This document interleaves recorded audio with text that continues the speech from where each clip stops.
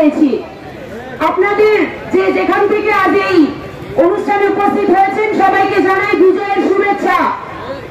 আপনারা জানেন আমরা এই বীরের জাতিরা ইতিহাসের দিকে যদি তাকিয়ে দেখি, আমরা 52 দেখেছিলাম।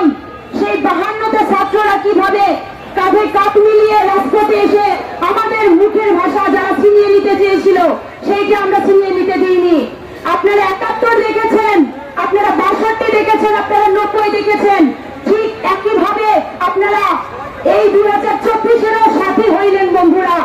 আমরা সকল ছাত্র ভাইদের মধ্য দিয়ে একটা জন আন্দোলনের, একটা গণ আন্দোলনের মধ্য দিয়ে, একটা গণ অভ্যুত্থানের মধ্য দিয়ে 2024 সালে এই বিজয়